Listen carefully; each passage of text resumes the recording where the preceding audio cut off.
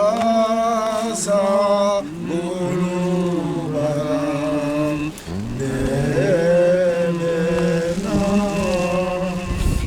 Nous allons lever une prière pour que le Seigneur Dieu Tout-Puissant lui accorde le repos à l'âme de notre enfant, notre frère qui est parti du Cameroun. Nous allons tous prier au nom du Père, du Fils et du Saint-Esprit. Père, Dieu Tout-Puissant, toi qui as souverainement repris le souffle de vie qui t'appartient, Seigneur.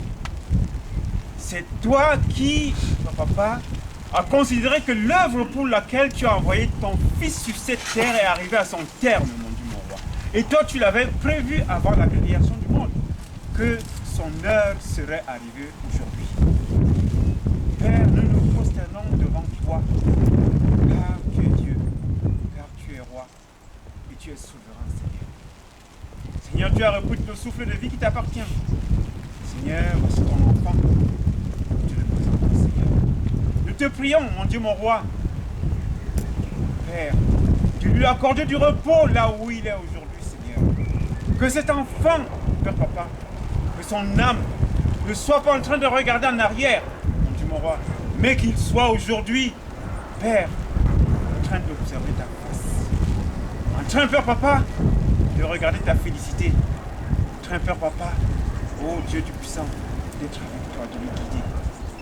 Père, accorde-lui le repos du guerrier, car l'œuvre pour laquelle tu t'as envoyé sur cette terre est arrivée à son terme. Accorde-lui le repos, Père Papa, ô Père. Également pour sa famille qui, Père Papa, aujourd'hui ne sait pas encore que l'enfant est parti. Fortifie-les là où ils sont, Père. Fortifie-les. Que cette occasion, le jour où ils le seront, Père Papa, ne soit pas une occasion de chute pour eux. Mais Père, qu'ils sachent que tu es souverain et que tu les tiennes par la main et que tu guides leurs pas et que tu les enseignes. Et que ce soit encore une occasion, Père Papa, d'être toujours à toi, qu'ils reviennent à ton Fils unique, notre Sauveur, Jésus-Christ. Père, nous ne sommes pas dignes de te recevoir, mais que seule ta volonté soit faite. Au nom du Père, du Fils et du Saint-Esprit. Amen. Mon Sauveur, je voudrais être une fleur de tes parvis. Brille pour toi seul, ô Maître, puisque par toi seul je vis. Dans le silence, répandre le parfum de ton amour. Dans la nuit obscure, attendre l'aurore de ton retour.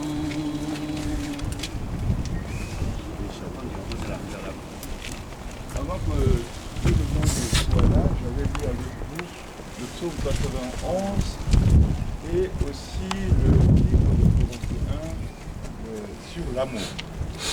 Je voudrais qu'avant qu'on quitte ces lieux, vous vous rappeliez qu'aujourd'hui, les parents de cet enfant vont rester tristes parce qu'ils savent aujourd'hui se demandent où il est lorsqu'on parle de nouvelles. Et cet enfant est parti. Nous sommes nous aussi tristes de savoir que nous sommes ici et quelqu'un, un des amis nous a dit comment de l'autre côté, on pense que de l'autre côté, il est mieux. Il n'est mieux nulle part. Et le Christ et Dieu nous donne, dans ce psaume 91 dont j'ai lu tout à l'heure, pour dire qu'il est le seul refuge. Il est celui le seul qui sait ce que nous voulons, d'où nous venons, où nous partons, et il nous interpelle à chacun de pouvoir faire le point avec soi-même. Faire le point, ça veut dire quoi? Ça veut dire que Dieu nous a donné, il ne nous a pas laissé orphelins. La mort n'est qu'un passage quotidien que nous côtoyons tous les jours. Mais quand ça nous surprend, nous ne savons pas d'où ça vient. Et ici, dans ce passage des psaumes que j'ai lu, il dit, si vous vous confiez à moi, je mettrai à votre disposition des anges. Il faut savoir que l'homme, même dans l'invisible, doit saisir que nous avons ce qu'on appelle les archanges. Et souvent on entend leur nom, mais on croit que c'est de banalité.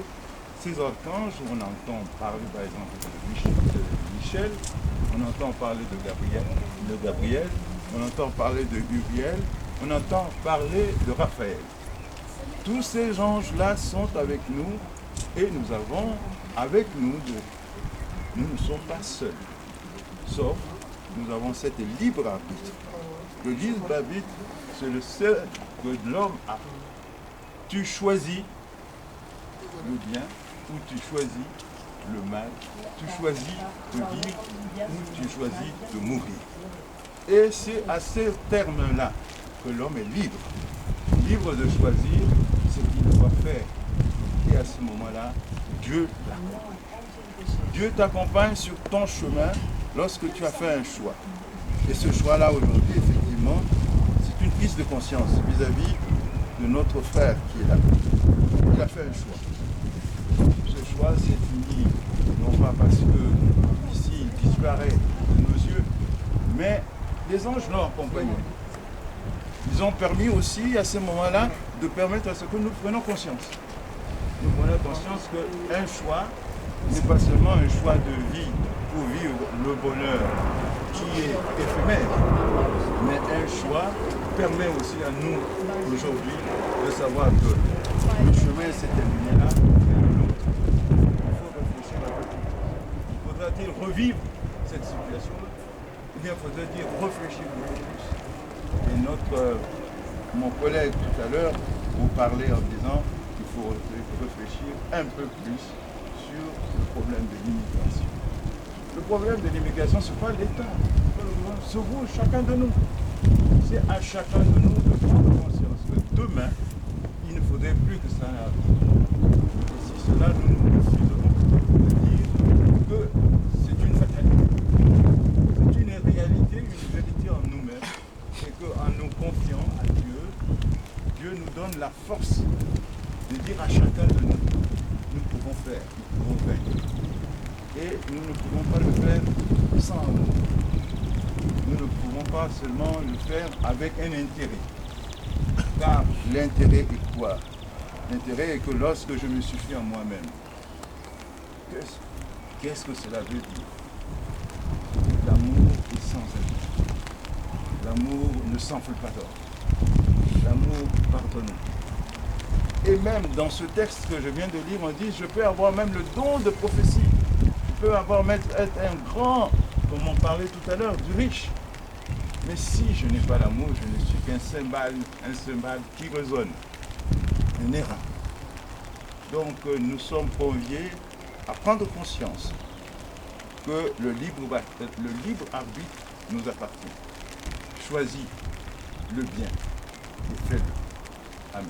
Amen. S'il vous plaît, pour le compte du Conseil des Camerounais de la diaspora, nous allons écouter une allocution d'abord de notre vice-président Patrice Sequoia. Ensuite, la gemme de fleurs sera déposée par notre président Robert Wafo parmi nous ici.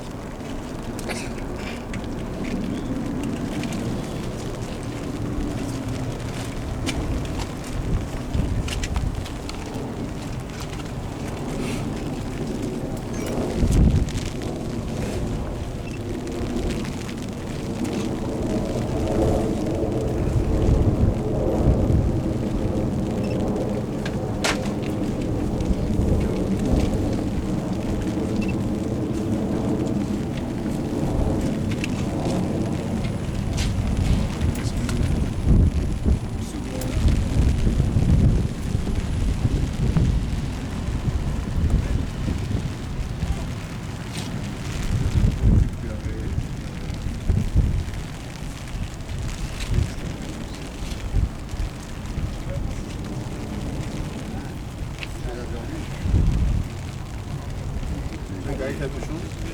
Oui. Alors, vas-y, Cap. Alors, de toute façon, voilà déjà. Toutes mes excuses. Il y a la tristesse, l'émotion. C'est vrai que super. Ça,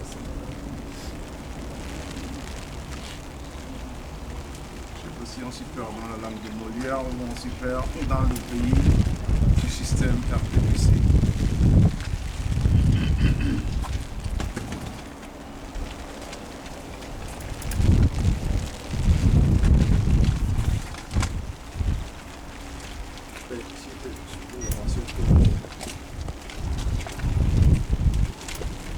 Mesdames, Messieurs, je veux d'abord adresser des remerciements à Madame le maire qui a donné à ce jour, à ce jeune Camerounais, des obsèques dignes que l'on doit accorder à tout être humain. Maintenant, il était bon, je crois, de rendre vraiment hommage à ce jeune Camerounais, lui rendre l'hommage qui lui est dû par ses compatriotes et amis du Cameroun. Je parle au nom du Conseil des Camerounais de la diaspora. J'exprime ici, devant son cercueil et sa tombe, le chagrin que nous causent d'une part les conditions de sa mort et d'autre part l'abandon de son corps par les autorités consulaires du Cameroun. Ce jeune Camerounais a été retrouvé mort dans le train d'atterrissage d'un avion de la compagnie Camerco à l'aéroport Charles de Gaulle dans la capitale française en provenance de Yaoundé et Douala le lundi 8 avril. Selon l'autopsie pratiquée, le jeune Camerounais devait avoir 15 et 17 ans. Mort d'asphyxie par manque d'oxygène à 900 mètres d'altitude, son corps a gelé en moins de 50 degrés. La brutalité de cette disparition, le questionnement qu'elle pose sur le sens de la vie, explique pour une part cette émotion. Le jeune Camerounais, candidat malheureux à l'immigration, voulait fuir la misère du Cameroun comme tant d'autres le font.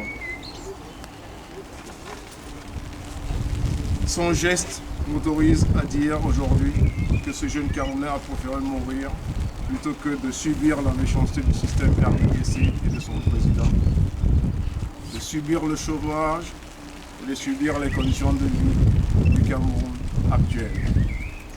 Malheureusement, nous n'aurons même pas vu ce pays dont il rêvait. Cet adolescent dont le cadavre n'a fait l'objet d'aucune attention et encore moins de commisération tant des responsables de la compagnie Camer que de celui des autorités consulaires du Cameroun, une phrase reprise par moi et dite par le général, le président du CCD, général Wafou. Toutes les explications ne légitimeront pas que l'ambassade du Cameroun ait pu abandonner le cadavre d'un compatriote au prix d'un double manquement. Le respect d'un être humain et le respect d'un cadavre d'un mort.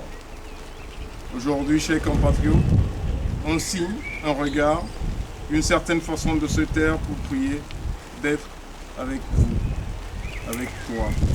Voilà tout ce que nous possédons pour vous, pour toi, accompagné dans cette insupportable, cette incompréhension, disparition, jeune compatriote, proposée en pratique. Merci.